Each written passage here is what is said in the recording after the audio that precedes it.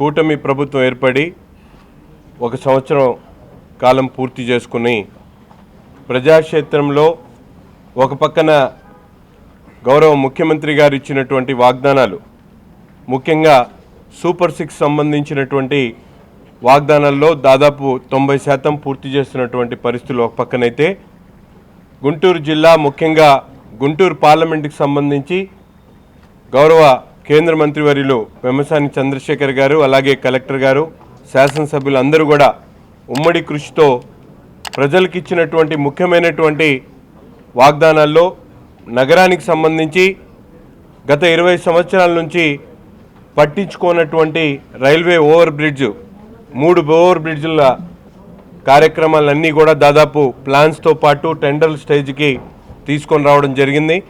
దాంతోపాటు నగరంలో ముఖ్యంగా కొన్ని రోడ్లు విస్తరించేటువంటి కార్యక్రమాన్ని బొంగరాల్ బీడు కానీ, నెహ్రూ నగర్ కానీ, అలాగే 3 వంతెనల సమస్యలను పరిష్కరించేటువంటి కార్యక్రమాలు కూడా ఈరోజు చర్చించుకోవడం జరిగింది. అంతేకాకుండా నగరంలో ప్రజలకు మరింత సేవ అందించాలనేటువంటి ఆలోచనతో శానిటేషన్కి సంబంధించి, అలాగే వాళ్ళకి ఆర్టీజీకి సంబంధించి రిడ్రెసల్కి సంబంధించినటువంటి అంశాల మీద ఈరోజు పూర్తిగా చర్చించి పరిష్కారాలు కనుక్కోవడం జరుగుతూ ఉంది.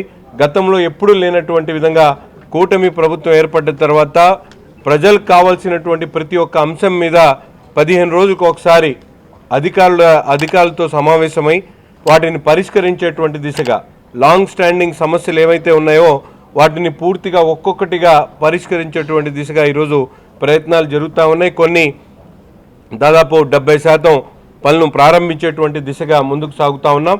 అతి త్వరలోనే, ఎందుకంటే ప్రజలు ఈరోజు చౌకబారు విమర్శలు చేసేటువంటి వాళ్ళు కాదు, పనులు చేసేటువంటి వాళ్ళని ప్రజలు కూడా మెచ్చుకునేటువంటి పరిస్థితి ఉన్నాయి. కాబట్టి ఇదంతా మనం ఒక టీమ్గా, ఒక లీడర్షిప్లో పనిచేస్తూ ఉన్నాం. తప్పకుండా నగర ప్రజలకు, ముఖ్యంగా గుంటూరు జిల్లా ప్రజలకు, పార్లమెంట్ పరిధిలో ఉన్నటువంటి ప్రతి ఒక్కరికి కూడా ఈ గోల్డెన్ టైమ్గా దీన్ని మేమందరం కూడా అభివర్ణిస్తూ తప్పకుండా కష్టపడి పనిచేస్తాం. ప్రజలకు కావాల్సినటువంటి కార్యక్రమాలన్నీ కూడా పూర్తి చేస్తామని చెప్పి హామీ ఇస్తా ఉన్నాం.